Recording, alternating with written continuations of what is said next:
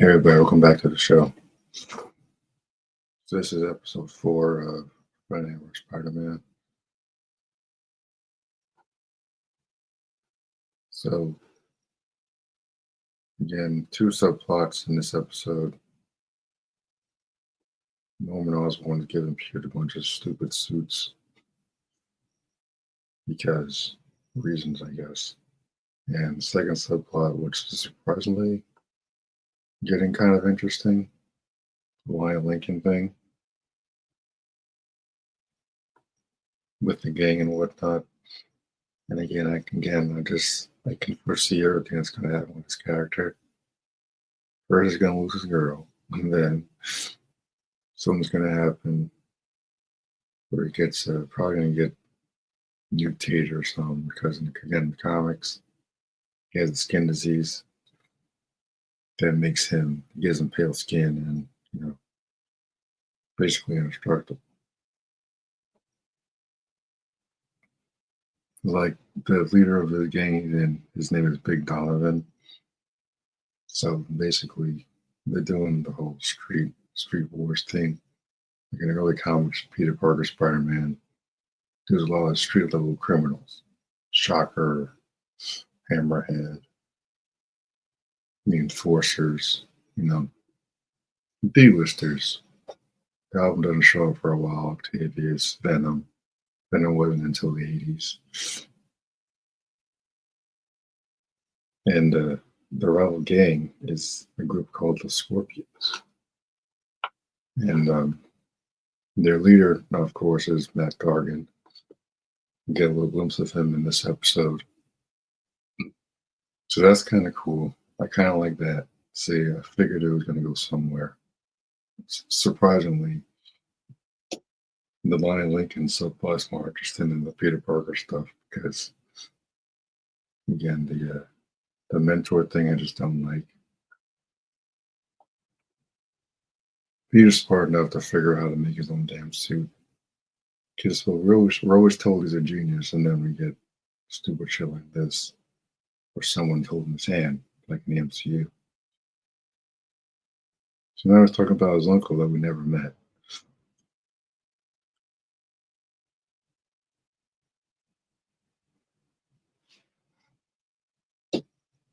So I'm going through the episode while reviewing it at the same time.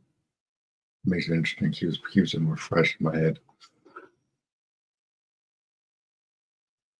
It's like the biggest problem to me with the MCU Spider-Man.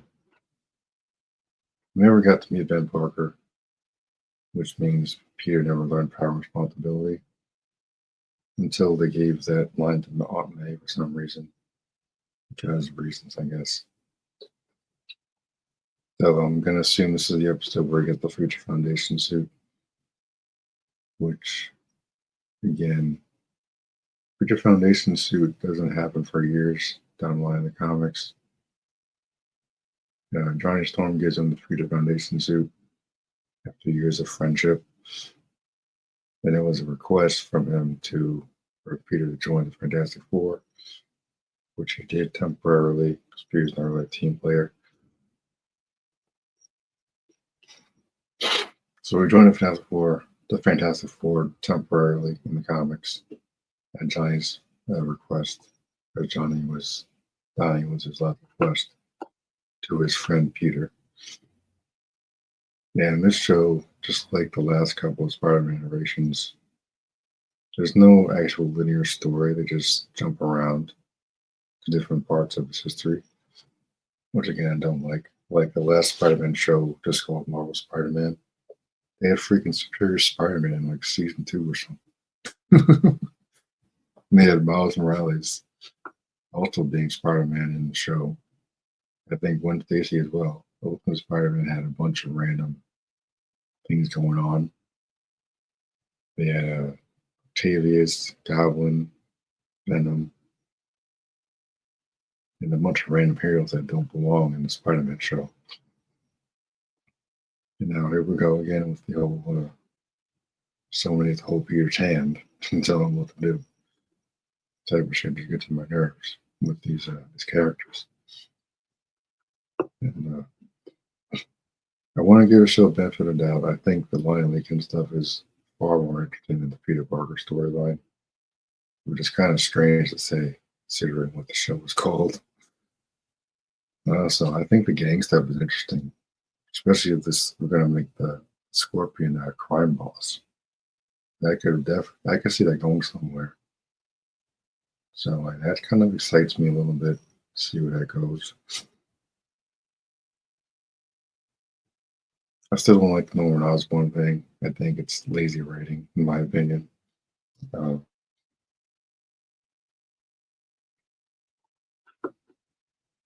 Again, no Ben Parker is a big negative for me. It's like you shouldn't be wearing that mask if we never met Ben Parker and never established a relationship with him. Because in the MCU, Tony Stark replaced Ben Parker, and then Aunt May told him power and responsibility. Where she was murdered because Peter was stupid to bring crazy people into his apartment, thinking none of them would ever snap and go nuts. I know in the comics, Norman Osborn, I think he becomes Iron Patriot or something with Dark Avengers. When they're going to do that, he's wearing a lot of green in this show. So it might be setting off the Big Goblin. It's going to be interesting to see how that goes. Because once again, this episode once again ties into the Civil War, mentioning the Sokovia Accords. When this time Peter's not involved in the Civil War like he was in the movies. Tony didn't really include him in the Sokovia Accord because he was a kid, but still interesting how they keep saying it's not in the MCU, and then they keep making nods to the MCU. So Norman gives him a bunch of stupid suits, and now, much like Tony Stark gave him a new suit for Civil War, this is going to be the Future Foundation suit, which I don't like seeing that this early on. Like, just give him a classic suit. Why is it so difficult to do? I don't understand. Why we got to keep jumping around to different parts of his history. You just give him a classic suit. It's not complicated. He had the same classic suit since 1963.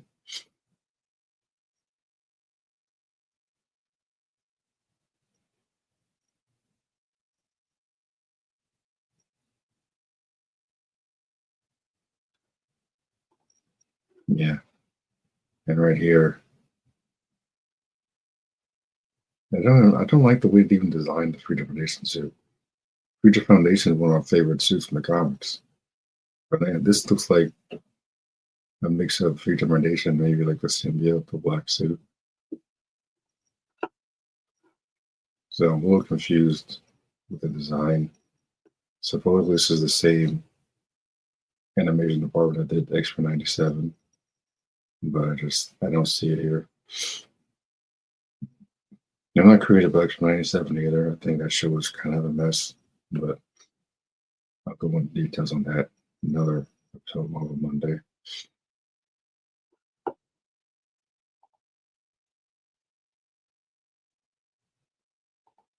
It's like this goes to show I just don't like that Norman already knows his identity. Norman's giving him all these suits, which means he has some type of control over Peter because he knows his identity, which means he's gonna have maybe more of an advantage when he becomes a goblin, if he becomes a goblin.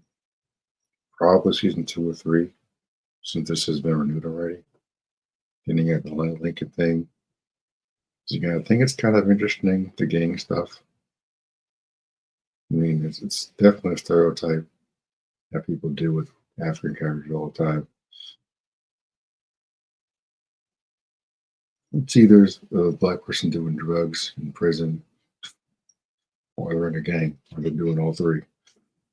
It's usually how it goes. But yeah, there it is. I knew it. Episode ends with the reveal of Octavius, Dr. Octopus.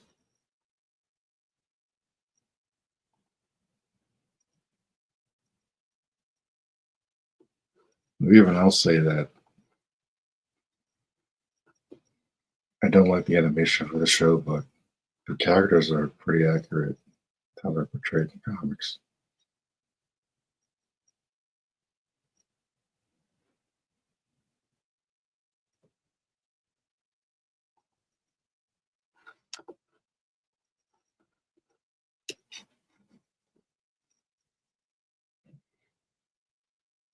So we've got a couple of villains set up for future episodes. Octavius is introduced in this episode. Scorpions are led by Matt Gargan. You got a little glimpse of him. And Bonnie Lincoln is Tombstone in the comics. No idea what to do with him here. He's not a black kid in the comics, so that's a very interesting twist. You got female Connors, probably gonna be the lizardess, or whatever they call them, or her. So like it's very confusing with how the show was written. It's an alternate universe MCU, but it's not the MCU. So that's something they thought that through completely. And again, they'll tie to multiverse stories. I think it's a crutch. It's lazy, in my opinion. It's a cop out. Like time travel is a cop out. The heroes lose, so of course they go back in time and try and stop it. What else are they going to do? Besides accept their loss, accept a defeat? Why would they do that? But,